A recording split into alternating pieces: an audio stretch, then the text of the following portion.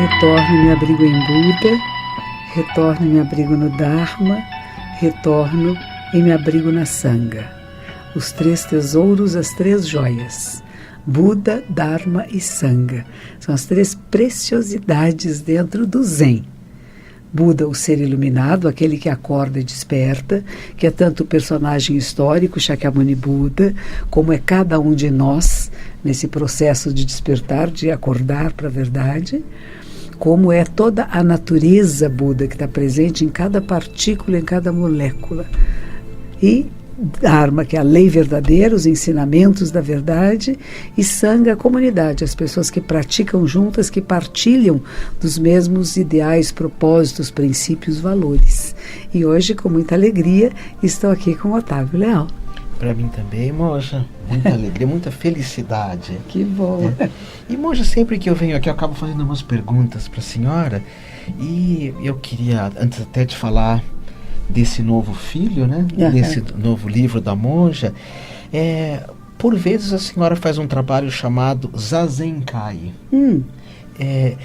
E eu me lembro de ter lido ainda na adolescência sobre as regras do mosteiro de São Bento. Sim. É que um monge tem 1 hora para acordar, 1 hora para se alimentar, 1 hora para se banhar, as orações antes de almoço, janta.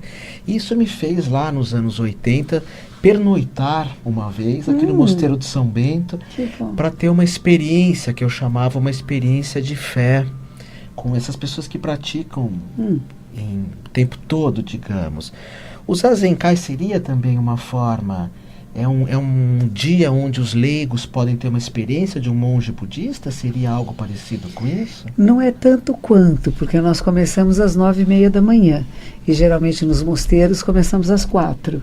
Então a gente cria uma circunstância, na verdade o Zazenkai, Zazen quer dizer a prática de sentar-se em meditação e Kai quer dizer encontro de Zazen.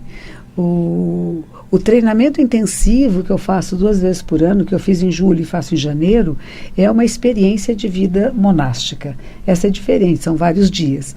Mas o Zazenkai, que é 1 vez por mês, às vezes são pessoas que nunca fizeram meditação e que elas estão entrando na comunidade pela primeira vez.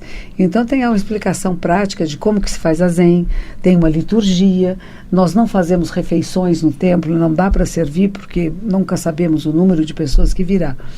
Então é mais leve do que seria a vida monástica, mas dá para dar um pequeno gostinho do que é o Zazen, do que é a prática da meditação, o que são as liturgias, e tem ensinamentos. Eu faço uma palestra geralmente e a monja Zenchu Sensei, que é a minha assistente, é quem coordena esses grupos de Zazenkai. E acontece 1 vez por mês, então? 1 vez por mês, geralmente é o 3º sábado de cada mês, com algumas alterações. Então, se alguém quiser ir, é bom telefonar antes, ver no site primeiro e confirmar, porque às vezes muda a data. A maior parte é 3º sábado.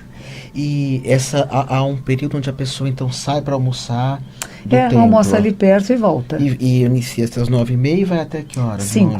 Até às 5 da tarde. E esse retiro que acontece 2 vezes por ano, de quantos dias são? São 10. São 10 dias. Porque é muito hoje divulgado, até porque tem uma mídia muito forte, o trabalho do Vipassana, que coincidentemente são 10 dias. E eu noto, não sei se a senhora concorda comigo, o Vipassana, apesar que nós não temos autoridade para falar, né? Mas é feita uma concentração, muitos colegas falam, além do trabalho belíssimo, em alguns pontos do corpo. E a senhora já fez? Não, nunca fiz. E concentra-se na boca, na respiração. Já o Zazen, existe uma liberdade, na meditação venha o que vier na mente é acolhido.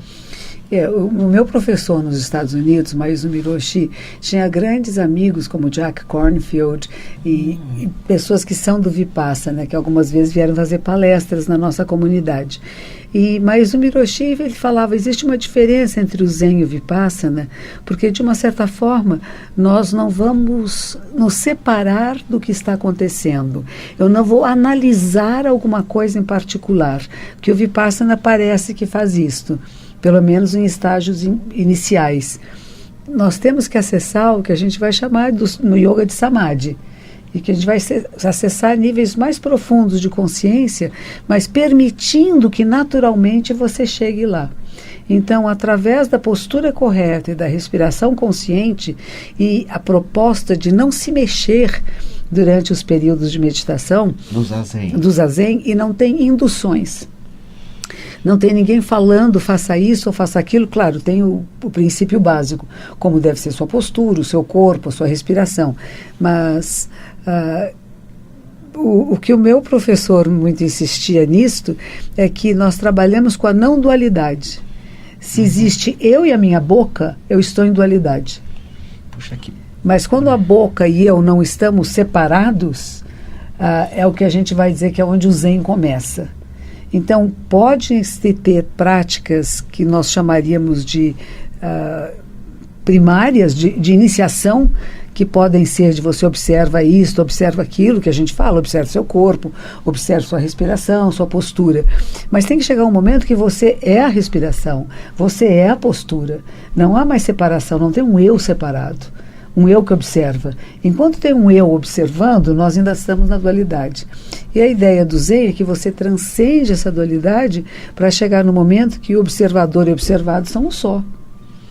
E o Vipassana trabalha muito com isso, como você falou, que eu já ouvi dizer, vamos observar agora a respiração, ou vamos observar a boca, vamos observar um sentimento, uma emoção. Enquanto no Zen nós observamos tudo isso. Não é que não exista, isso existe, mas não é o foco principal. Ele é uma passagem, é uma das etapas, não o fundamental. É que os dois acabam vindo da visão também de Buda, né? Inspirados. Claro. Né? E chegam no mesmo lugar. Eu tenho pessoas muito queridas que praticam Vipassana e quando nos encontramos, nos reconhecemos. Mas somos uma prática um pouco diferente. E esse trabalho que a senhora faz, por exemplo, 2 vezes por ano, ele é aberto a leigos como Vipassana? Ou é interessante que a pessoa já tenha um contato? Não, a gente prefere que já tenha tido contato. Não, esses 10 dias... 10 dias em silêncio. E não são todos exatamente em silêncio, são 10 dias de vida monástica. Vida monástica é para quem já conhece o Zazen, para quem já sabe o que está fazendo.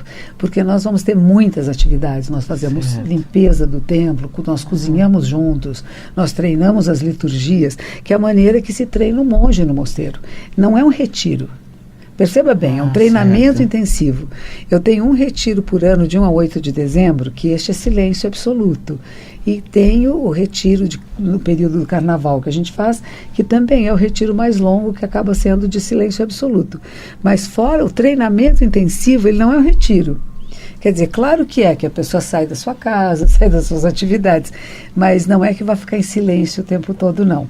Não é esse de aprofundamento na essência da mente. Certo. É mais de treinamento de como funciona viver em grupo, como você se relacionar e conversar com outras pessoas, que tipo de conversas tem, como que você mantém um relacionamento de harmonia, mesmo quando a pessoa é muito diferente de você. Então, o propósito do treinamento o mosteiro é assim, você entra no mosteiro, e o mosteiro feminino, que é pequeno, ficava, por exemplo, 6 monjas no mesmo aposento durante 3 meses. Lá no Japão. No Japão. E tínhamos uma determinada função, ou cuidar da cozinha, cuidar dos hóspedes, cuidar da sala de liturgias ou da sala de meditação. E durante esses 3 meses nós tínhamos que criar harmonia, nós tínhamos que fazer um time. Quando você estava começando a engajar tudo bem com todo mundo, muda de quarto, de função e de parceiras. Então começa tudo de novo. E o que eu percebi que o treinamento monástico japonês é como você se relacionar bem com qualquer pessoa. Não com aqueles apenas que você tem afinidade, mas com quem você não tem afinidade. Como fazer para funcionar com o time. E isso era o princípio fundamental. Então, quando eu faço esses 10 dias de treinamento, para mim o mais importante é isso. Como estamos nos relacionando? E as pessoas brigam por coisas pequenas. Você sentou no meu lugar, você pegou o meu lençol, você se encostou em mim. Sabe, coisas que você fala, puxa, eu estou me desapegando, eu estou me propondo a viver de uma forma mais inclusiva, mas tem o meu euzinho ali. Então a gente trabalha isso. E a senhora, quando começou nos anos 70, conhecer o Zen? A senhora já entrou num desse de um dia, Zazenkai, ou desse de 10 dias? O programa que eu comecei era nos Estados Unidos, era um pouco diferente. O Zen Center de Los Angeles tinha primeiro um dia de Zazen para iniciantes, que é o que nós temos. A senhora começou por aí? Comecei por aí, fui num Zazen de iniciantes, e aí eles tinham uma coisa que eles chamavam de workshop, que é parecido com o Zazenkai. Quantos anos, monja, a senhora tinha? Há 30 e poucos anos. E acho que 28, sei lá. Aí eu comecei fizemos um workshop que era um dia todo de prática, só que lá tinha refeição, tinha uma entrevista individual com a monja que era Charlotte Jokubeck. Então foi interessante. A partir disso eu gostei e comecei a querer frequentar de manhã nos outros horários. E aí foi permitido frequentar em outros horários. Sem ter passado pelos Zazen de iniciantes, o Zazenkai, não podia frequentar a comunidade. Porque não saberia o que fazer, não tem pessoas orientando, né? Aí passei a frequentar e aí pedi para fazer um retiro. E disseram que eu não podia porque eu era muito nova no grupo. E que eu não ia saber comer nas 3 tigelinhas, com hashi, que é o palitinho japonês. Eu falei, isso? Aí fui numa loja no centro da cidade, comprei 3 tigelinhas e um hashi. E voltei com elas lá, dizendo, eu posso comer nas tigelinhas com hashi. Aí, como eles viram que eu estava insistindo muito, permitiram. Mas aí me mostraram que as 3 tigelinhas com hashi tem todo um ritual de muita atenção, de muita memória, que realmente eu tive que aprender. Como o ritual do chá, talvez? Quando você põe com que tigela, põe o quê, como é que segura a tigela, como é que segura o hashi, como é que você põe a comida na boca, como é que você mastiga sem fazer ruído, enfim, várias coisas que a gente não está acostumado, não presta muita atenção no dia a dia. E eu fiz esse primeiro retiro e foi muito difícil mesmo. Eu não tinha prática meditativa suficiente, meu corpo doía muito. Durante cada período de meditação, lá a partir do 2º dia, eu pensava, eu vou levantar e vou embora. São todos sadomasoquistas, estão aqui com dor, desconfortáveis. E eu pensava assim, aí o sino tocava e a gente podia fazer meditação caminhando. Aí eu falava assim, bom, só mais um período. E com isso eu consegui terminar o primeiro retiro. Foi bem difícil. Era quantos dias a senhora lembra? Era um final de semana, sexta, sábado, domingo. Mas eu percebi que quem não está acostumado é bem difícil. Então eu não forço isso às pessoas. Pela minha própria experiência pessoal, eu permito que as pessoas vão se adaptando às práticas meditativas, ao silêncio. Quem não está acostumado ao silêncio fica desesperado. Porque começa a ouvir a si mesmo. E não está acostumado a se ouvir.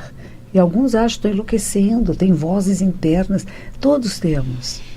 Todos temos inúmeras vozes internas. E não é preciso dar muita atenção a elas. Apenas perceber que existe. E por isso a gente manda um foco. Foco que é a postura e a respiração. Postura e respiração. Até que você passa dessa turbulência, eu vou dizer assim, da mente.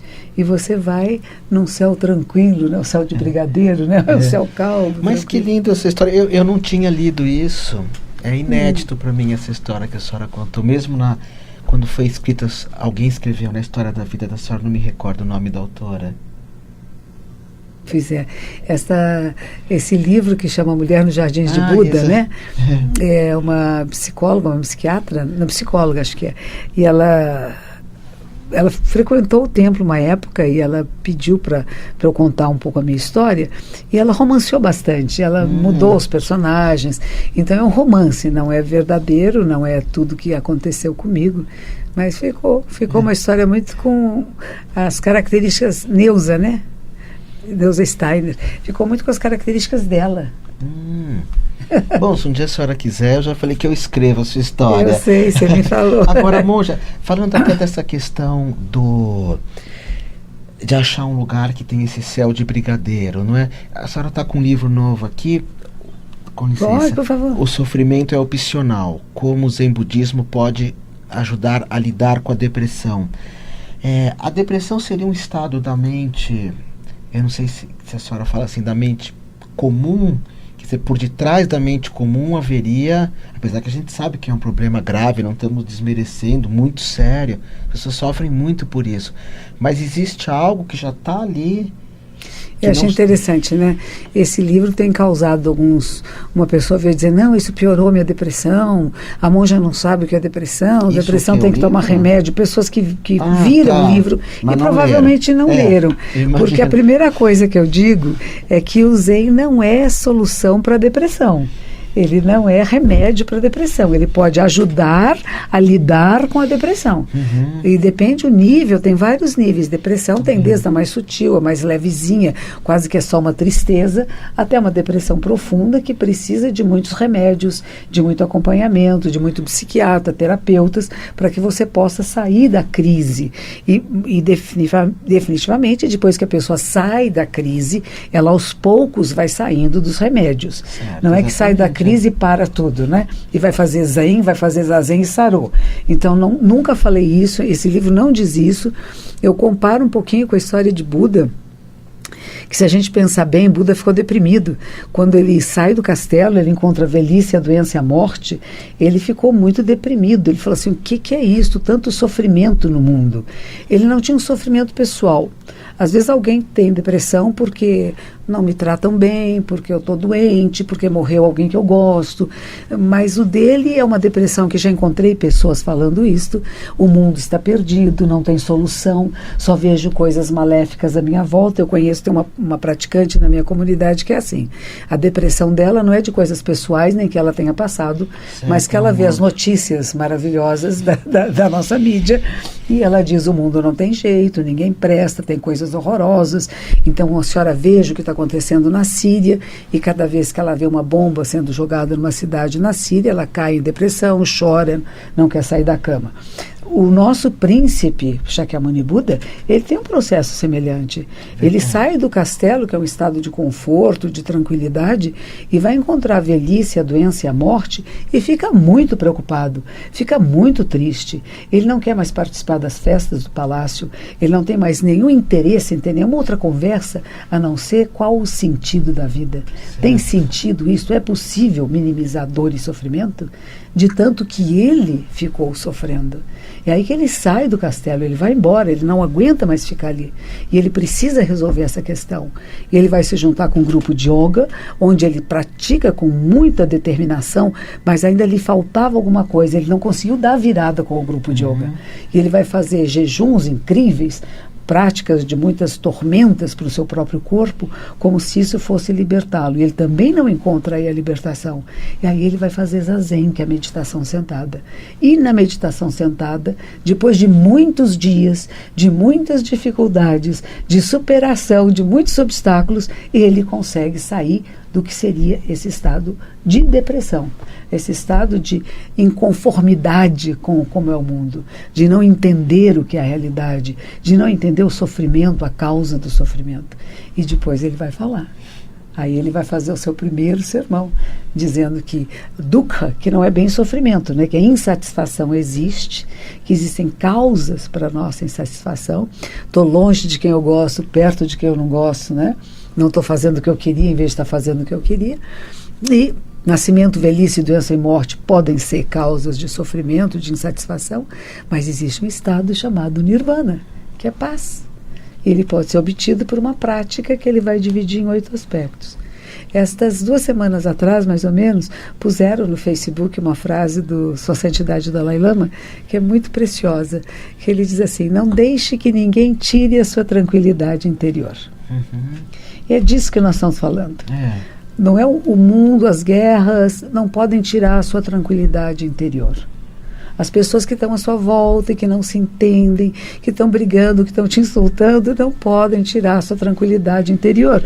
Você deixa, nós deixamos, nós abrimos o corpo, pode dizer assim, e deixamos que essas energias perversas entrem e nos perturbem muito. Mas depois que elas entraram, para você tirar é difícil, por isso precisa de apoio. Pode ir a uma universidade, pode encontrar grupos de apoio. É verdade, encontrar grupos de apoio. Muita gente não, é verdade. O Zen, ele não é a solução, mas ela pode ser um dos elementos que pode ajudar no processo. Se você começar a olhar para você, olhar para sua mente, o que é depressão, em que momento ela se manifesta e quando não se manifesta, já percebeu? Porque a pessoa deprimida, ela não quer perceber quando ela não está deprimida. Porque aí nós temos um outro elemento que o Freud vai chamar de ego, né? Então eu preciso reafirmar o personagem que eu criei. Eu sou mais sensível que você, eu sofro mais que você, ninguém sofre como eu sofro, não é isso? Então é o eu. E o que a gente trabalha no Zen é deixar esse eu no seu lugar. Ele não vai morrer, não, ele é necessário. Mas ele está muito grandão, ele está querendo tomar conta de tudo. E você perceber que as pessoas à sua volta também têm dores, têm problemas, têm dificuldades, que não é só você, que você realmente é muito sensível e que para você é mais doloroso, mas que tem coisas boas no mundo. E começar a olhar à volta, procurar o que é bom, o que é belo, em vez de só procurar o que é prejudicial. Então, o que eu trabalho um pouco com isto são as 4 nobres verdades de Buda. Eu vi que a senhora pôs aqui. Esse é o caminho que eu achei. Quando me pediram para fazer o livro, eu fiquei muito preocupada, porque eu não sou especialista em depressão. Eu comecei a ler, comprei vários livros sobre depressão, comecei a fazer uma pesquisa e me deparei com um universo imenso. Então eu dei umas pinceladinhas pequenas que talvez possam ajudar algumas pessoas. E eu tenho um psiquiatra que é um praticante no Rio Grande do Sul, Ovídio Valdemar, em que ele fala uma coisa que eu gosto muito. Ele diz: a vida nos dá flechadas, nos machuca, nos fere. Você não precisa pôr uma flecha em cima e ficar apertando onde foi ferido. É verdade. Então, tem um machucado, tem uma dor, mas você sofrer em cima disso, colocar mais dor em cima daquilo que já é doloroso, às vezes é uma opção nossa. Agora, monja... Mas nem sempre, hein? Nos anos 70, quando se falava que o Zen é uma opção para ajudar, como a senhora falou, nós éramos excêntricos, mas hoje sai até na Scientific American. É isso aí. Matéria de capa, meditação serve para isso.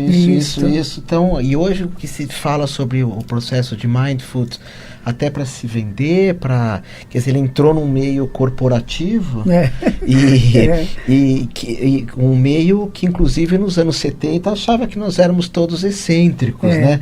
Agora nós estamos conversando tão gostoso, eu vou pedir para o operador falar quanto tempo falta, a senhora faz ideia? Faltam 3 minutos só, porque... Tá bom, não tem importância. 2 minutos. 2 minutos, agora falta meio. Se vocês estão percebendo como nada é fixo, nada é permanente, e que nada jamais se repete, e que nós somos o tempo. Você viu como você percebeu na hora? É verdade. É isso. Eu estou muito contente que eu pude encontrar você aqui. A gente tem tentado fazer programas juntos, nem sempre dá certo. Cada um tem a senhora precisa descansar. Aí quando a senhora saiu na capa da revista Vejinha, eu falei, agora não dão mais sossego para a monja. Devem ligar todo dia, né, para dar palestra, seminário. Tem tido muita solicitação também, pessoas daqui que assistem a Rádio Mundial, tenho encontrado no Brasil inteiro, de outros países que mandam mensagens, que assistem a rádio, como é importante. Estava em Salvador, um senhor em Salvador no aeroporto, você pode tirar uma fotografia? Eu ouço a senhora na Rádio Mundial com Otávio Leal. Então é muito gostoso ver pra mim também. Que tem uma divulgação, a gente pode acessar a muitas pessoas com uma mensagem que eu acredito que seja do bem.